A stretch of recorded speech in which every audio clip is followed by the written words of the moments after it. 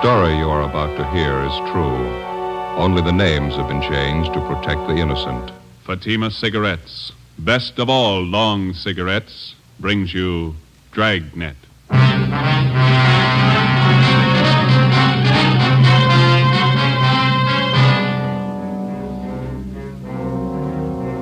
You're a detective sergeant. You're assigned to homicide detail. A woman has disappeared, taken from her home by a man posing as a police officer.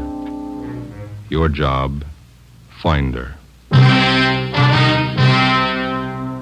If you want a long cigarette, smoke the best of all long cigarettes. Smoke extra mild Fatima. Yes, Fatima is the king-size cigarette which contains the finest Turkish and domestic tobaccos superbly blended to make it extra mild, to give Fatima a much different, much better flavor and aroma than any other long cigarette. That's why Fatima has more than doubled its smokers coast to coast.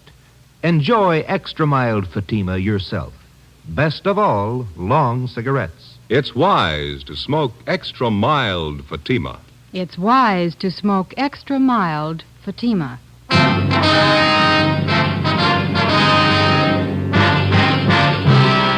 Dragnet, the documented drama of an actual crime. For the next 30 minutes, in cooperation with the Los Angeles Police Department, you will travel step by step on the side of the law through an actual case transcribed from official police files. From beginning to end, from crime to punishment, Dragnet is the story of your police force in action. It was Tuesday, April 4th. It was warm in Los Angeles. We were working the night watch out of homicide detail. My partner's Ben Romero. The boss is Thad Brown, chief of detectives. My name's Friday. It was 10 minutes past 6 p.m. when I got to the basement of the city hall. Carpool.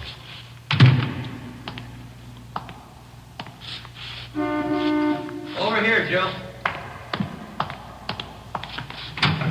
Hi. Thad Brown will be down in a minute. Captain will follow us out later. Okay. No contact yet? No, he's still waiting. You take care of the local broadcast? It's already gone out. They'll put the descriptions on the air every hour. How's it look to you now? I don't know. Nothing more we can do to, make a contact. Oh, here's Thad Brown now. You want to squeeze over a little? Oh, yeah, sure. Hi, Chief. Aye. Let's go. Might as well take Beverly Boulevard, huh, Ben? Yeah, it's as fast as any. You got the address there, Friday? Yeah, it's 617 Paris Avenue. It's out by Echo Park. Who's covering the house now? Ross and Pacelli are staked out in a private garage across the street from the house. Donahoe and Wiseman are on duty inside the Kessel place. You want to smoke?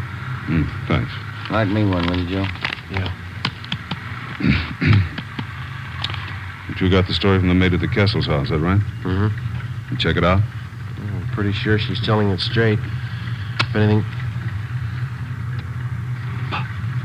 wrong, I don't think she's got a hand in it. Here you are, Ben. Oh, thanks. You got the call about 3 this afternoon? A few minutes after, we went right out and talked to the maid. How'd she tell it? She said she was fixing dinner about 2 this afternoon when the doorbell rang. She answered it, and a young man in a gray suit asked for Mrs. Kessel by name. He told the maid it was an emergency. Yeah. Well, the maid said Mrs. Kessel came to the door, and the man identified himself as a police officer. Told Mrs. Kessel her husband had been hurt in an accident, and she was to come right away. Man show his identification? Maid said no. Said Miss Kessel just took it for granted he was a cop. Yeah. Go ahead. Miss Kessel got her coat and left with the man. About an hour later, her husband, Professor Kessel, got home. He wasn't hurt. He hadn't been in an accident. He hadn't seen his wife. As soon as he heard from the maid what had happened, he got on the phone and called up. What's the background on the husband, this Professor Kessel? He's supposed to have quite a name. He's a professor of philosophy out at Simmons College, that small school out near Glendale. Oh, yeah. Devout man, president of one of the local synagogues. Sure about the maid's story, huh? Sure as we can be. She gave us a good description of the man who picked up Miss Kessel. I got it right here. Yeah. Here. White male, American, 25 to 30 years old, 6 feet, 170 to 80 pounds, gray suit, gray-haired, brown shoes. How about the car he used? Late model Chevrolet, dark blue, white sidewalls. That's all the maid could tell us. She didn't notice the license. You better cut over on Westlake. That'll take us past the detour, won't it? This Professor Kessel, has he been told what to do? Yeah, he's been briefed. We've had a couple of men with him since this thing broke. He's taking it pretty hard. How old a man is he? Oh, his late 30s. Wouldn't you say so, Ben? Pretty close to 40. Nice fellow. It's quiet. 2 kids in the family, just about school age, boy and a girl. This next one ought to be Paris Avenue. Yeah. There's a big gray house down there, Skipper, white trim. Don't park too close to the house. This ought to do it right here, don't you think? Yeah. What time you got? It's 6:15. Almost dark. Where's the garage our men are covering from? Can you see beyond that light pole there, the white stucco place? Oh, yeah. Next one here's a Kessel home. Doesn't look very rich. Neither do the Kessels. I don't think they got much money.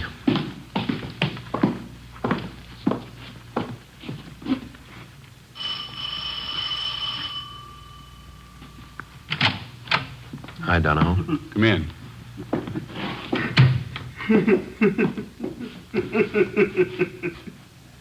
That the husband? Yeah, I just got a phone call a couple of minutes ago. I listened on the extension. Who called? Tried to trace it. The guy wouldn't stay on the line long enough. What'd you say? Tell the cops to stay away. Said it twice, tell the cops to stay away. Yeah? Said if they don't, I'll kill her.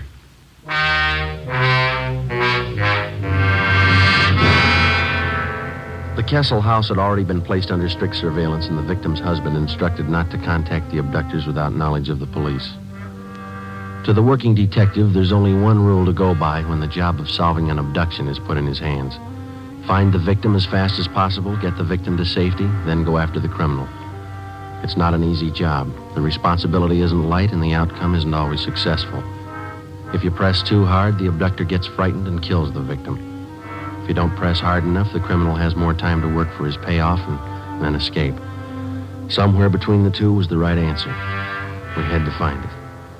6:30 p.m. Special details of men were ordered out to the bus depots, the railroad terminals, and the airports. Roadblocks were set up at all main arteries leading into and out of the city.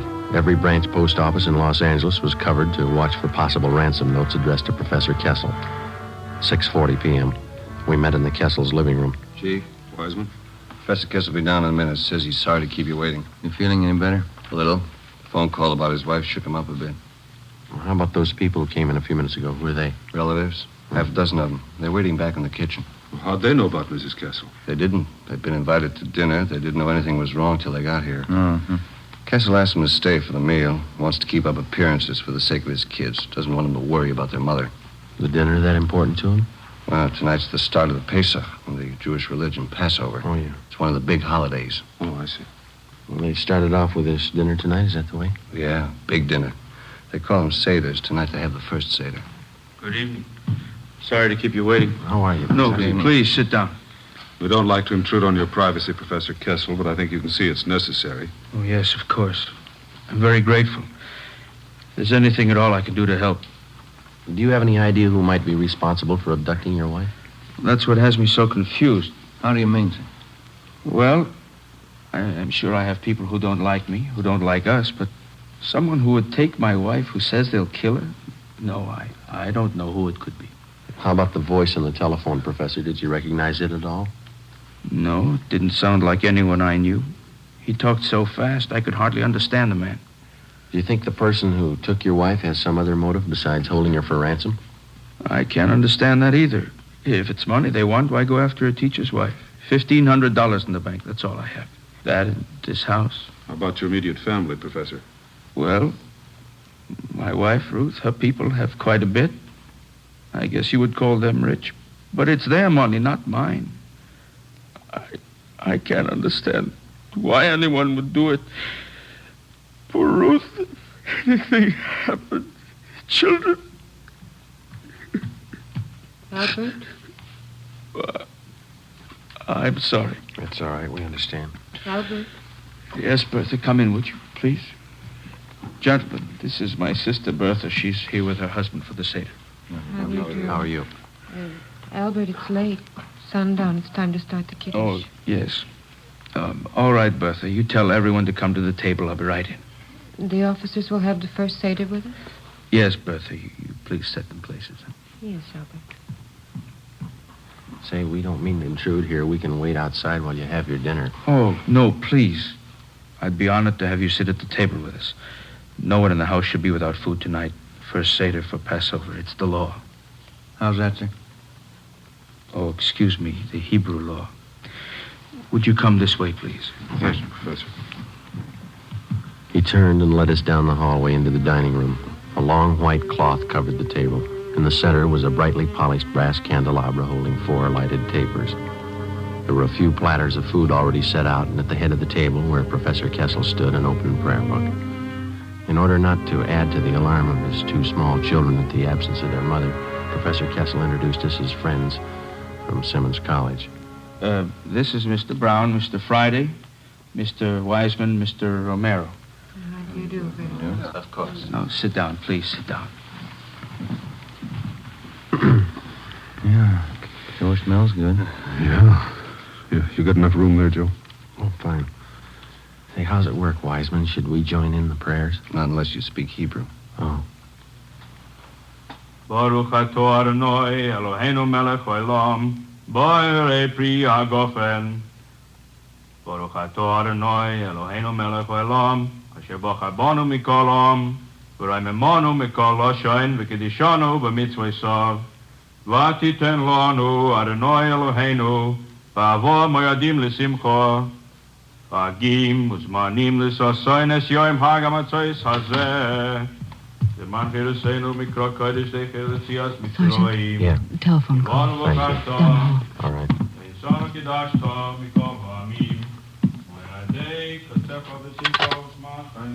Friday talking. This is Lacey, Joe. Just got a call from the morgue. Yeah? They brought in the body a few minutes ago.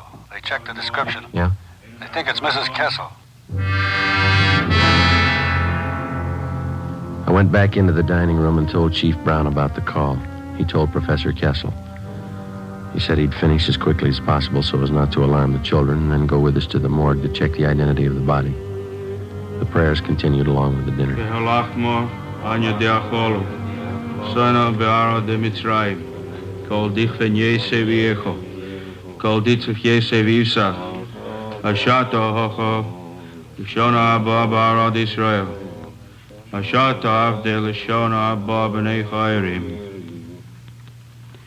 John?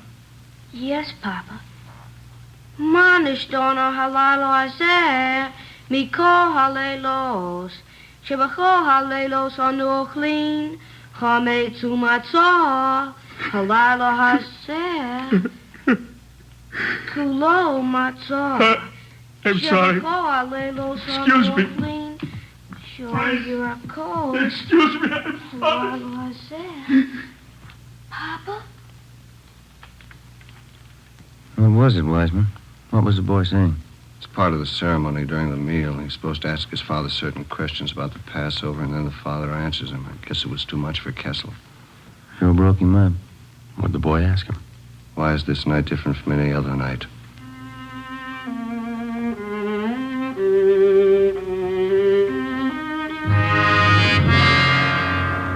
"7:30 p.m.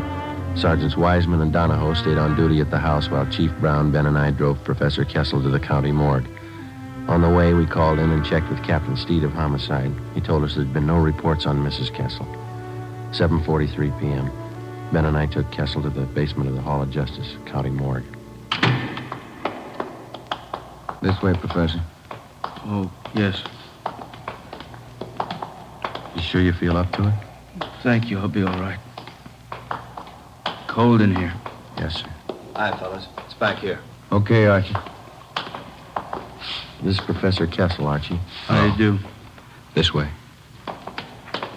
Jane Doe, number 5. I called over as soon as they brought it in. Yeah, thank you. Found the body near Avenue 19, the riverbed, across from the auto cab. No identification? No. Here we are. All right.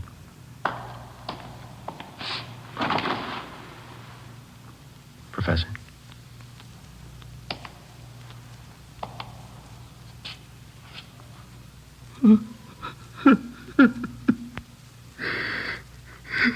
Thank God. Thank God.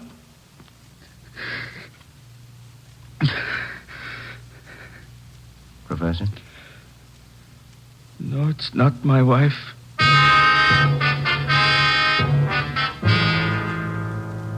It seemed as if both the victim and whoever had taken her had vanished completely. At 11:30, Captain Steed, Ben, and I went across the street for a cup of coffee and a fried egg sandwich. We got back to the office at 10 minutes to midnight. Still no word. At 2 a.m., Ben and I drove back to the Kessel house to relieve Donahoe and Wiseman. We stood our watch in the living room. In the bedroom directly above, we could hear Professor Kessel pacing the floor most of the night. At 5 a.m., Captain Steed called. He told us a letter addressed to the professor had been reported at the Arcade post office. As soon as the outside of the envelope had been photographed and checked for prints, it would be brought out for Professor Kessel to open. Front door? Yeah, I'll get it. Chief? Good morning. Hi, Lee. Hi, Joe. In here. Did you lift anything off the envelope, Lee? Nothing we can use, no. Might have more luck with the letter. Good morning. You brought the letter? It's right here, Professor Kessel. I'd like you to stand by while we open it. This is Lieutenant Jones from our crime lab. Lieutenant? You'll check the note for fingerprints. Oh, yes. I can get you a letter opener. I think this one over here. Yeah, that's all right. I could use my pocket knife. You want to grab one corner of the paper, Ben? Just the tip of the corner. Use your fingernail. Okay.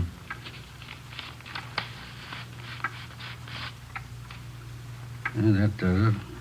Open it and pin down these corners here. What is it, Freddie? The words are put together with small printed letters. They all seem to be the same kind of typeface. Letters were probably clipped from a book, then pasted together to form these words. Who sent it? What does it say? Thanks, Lee. If you want to see your wife alive, have 30,000 small bills tonight. Tell police I kill her. Instructions follow in mail. No signature. 30,000. I haven't got the money. I can't get it. He'll kill her. Mr. Kessel, there's still a chance. But what can I do? I haven't got that much money. He says he'll kill her. What can we do? What we've been doing? Yes? Wait.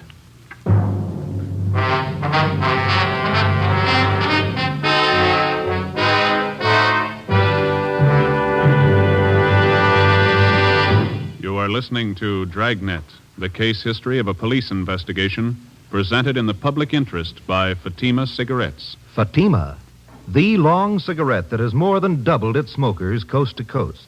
And there's a very good reason for this amazing increase. Men and women everywhere are finding out it's wise to smoke extra mild Fatima. I agree, says Lee Silva, news reporter. I agree, says Jean Matson, airline stewardess. I agree, says Mike Charters, attorney at law. I agree, says Bab Beckwith, fashion stylist. Yes, all agree. It's wise to smoke extra mild Fatima. So enjoy extra mild Fatima yourself. The king-size cigarette, which contains the finest Turkish and domestic tobaccos, superbly blended to make it extra mild. You will prefer Fatima's much different, much better flavor and aroma. You will agree. It's wise to smoke extra mild Fatima. It's wise to smoke extra mild Fatima. Best of all, long cigarettes.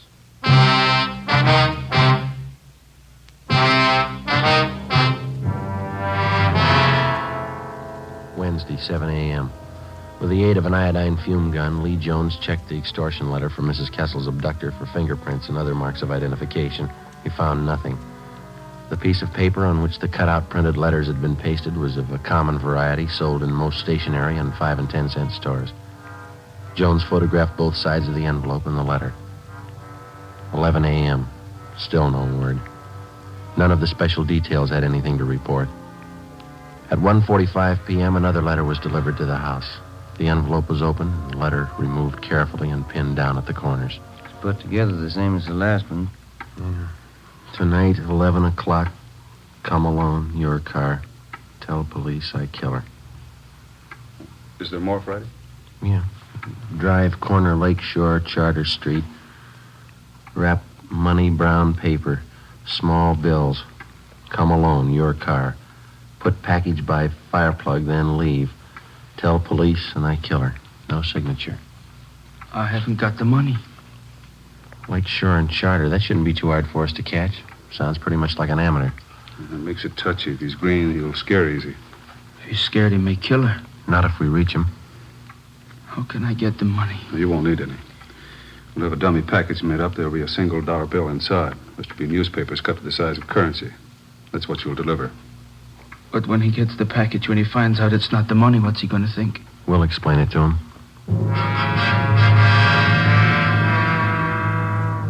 Starting at 10 o'clock that night, more than a dozen cars from the Detective Bureau circled the area around Lakeside Avenue and Charter Street, keeping a distance ranging from 3/4 to a full mile away so as not to scare off the abductor. Some of the cars were parked in service stations, some in private driveways. The neighborhood was located in the heart of a new veterans housing project. For a full 5 blocks in either direction, there were no buildings of any kind where we could keep an eye on the package of fake ransom money. The owner of one of the completed houses nearest the spot on Charter Street was contacted, and he agreed to let us use his home as a lookout point for the stakeout that night. 9 p.m. Ben and I took up our positions on the roof of the lookout house. We were equipped with 2 pair of night binoculars and a walkie-talkie. I could think of a few other places I'd rather spend the night. How well can you see that intersection from here? Comes in fine with these binoculars. The guy shows we ought to see him. Yeah, I better check with the captain again. What time you got? 9:25. Where's the skipper parked? Private driveway near Charter and Hayward. Friday to 105K. Friday to 105K. Come in. Yeah, Joe. Go ahead. Got a clear view of the intersection. Nothing yet outside of cramped legs. You reading me okay? Yeah, Joe. Fine. Over. Roger. Standing by. Sure lucky my kid can't see me now. Why? He'd never understand. Why should his father be sitting on top of somebody's roof late at night? He'd never get it. We waited. 10 o'clock came, 10:30. At exactly 11 p.m., as we watched through our night binoculars, we saw Professor Kessel drive up to the designated location 5 blocks away, place the fake package of ransom money by the fire hydrant near the intersection, and then drive away. 11:30, we waited. Midnight. 2 a.m., nothing happened. The package was still lying by the fire hydrant, undisturbed. Captain Steed checked with us periodically on the walkie-talkie. At 3:30 a.m., we were still waiting. At a few minutes past 6 a.m., Professor Kessel was directed to return to the intersection, pick up the package, and drive back to his home. His wife's abductor had failed to show. Maybe the suspect had sensed a trap. Maybe he had no idea of showing up in the first place. Maybe Mrs. Kessel was dead. We didn't know. 10 a.m., Thursday. No further contact from the abductor. A special detail from Homicide, including Ben and I, were ordered on a door-to-door canvass of the general area around Lakeside Avenue and Charter Street. After 7 hours of ringing doorbells and asking questions, we came across a Mr. Harold Olander, one of the longtime residents of the Silver Lake area. We showed him the general description of Mrs. Kessel's abductor. Yeah, that could be Thompson. Don't know for sure, though. Where did you see this Thompson, Mr. Olander? Oh, I saw him lots of times. He rents that cottage of mine down the street there. You see? The white one? Mm-hmm. Does this Thompson have a car? Thompson? Yeah, new one. I wonder if you could describe it. Chevrolet, nice looking. Blue color, I think. Could be, Joe. Is Thompson in the house now, Mr. Olander? Nope. Saw him drive away early this morning. I can show you the house if it's official police business. It is. Well, come on, then. I got the key right here. Cottage is just down the block there. See the one I mean? The white one? Yes, sir. How long's Thompson been in the house? 2 weeks tomorrow. You noticed anything unusual about him? Nothing special. Comes and goes at odd hours. But then a lot of people do. I don't brag. It's this house right here. Does he usually keep all the blinds drawn? Yeah, now that you mention it. A lot of people do, I guess.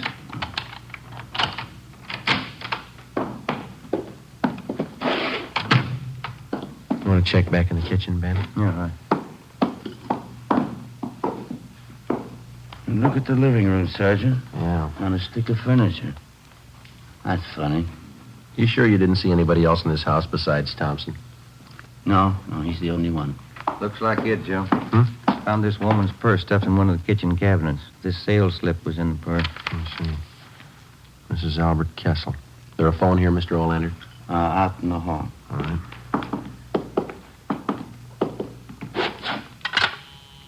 Is it still connected? Yeah. Joe, I'll check back in the bedrooms while you're phoning. Right, Ben.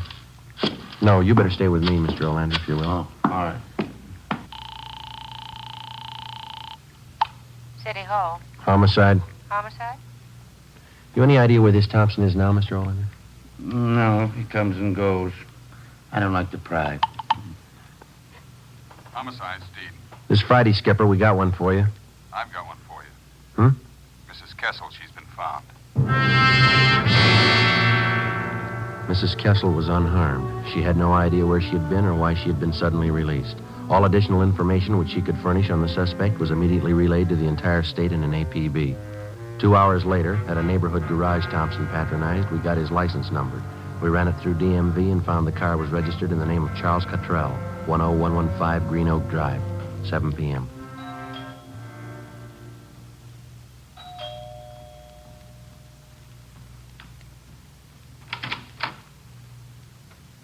Yes?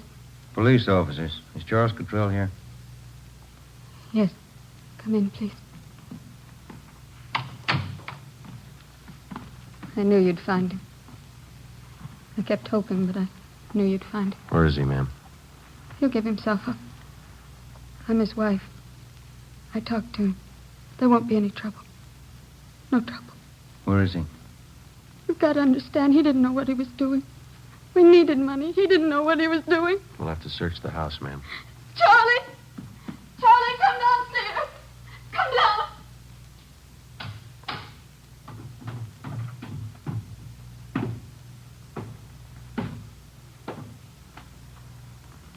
Get your hands behind your head. I don't have a gun. Charlie. All right, Ben. Behind your back. Tell him, Charlie. You didn't know what you were doing. Tell him. We needed the money. I thought it'd work. What'd I do wrong? Come on. Should have worked. I planned it all out. Where'd I make a mistake? When you thought of it.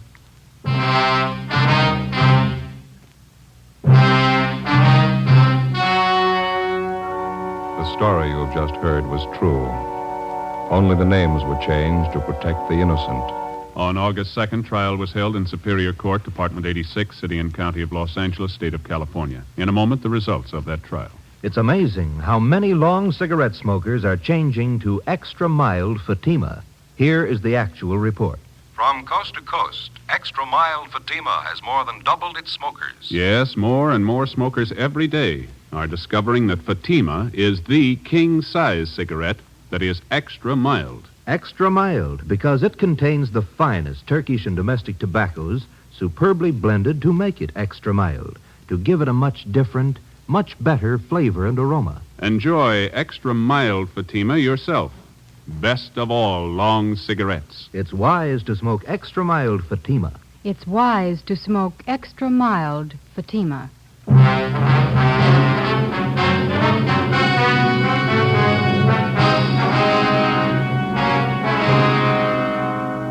Charles Cottrell was tried and convicted of kidnapping and received the sentence as prescribed by law. He is now serving his term in the state penitentiary.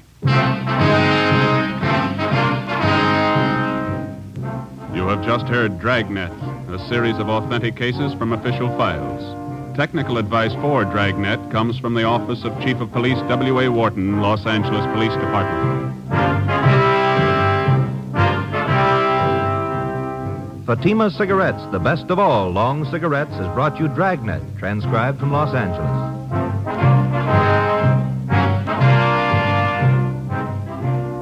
Next, here's Sarah Berner in Sarah's Private Caper on NBC.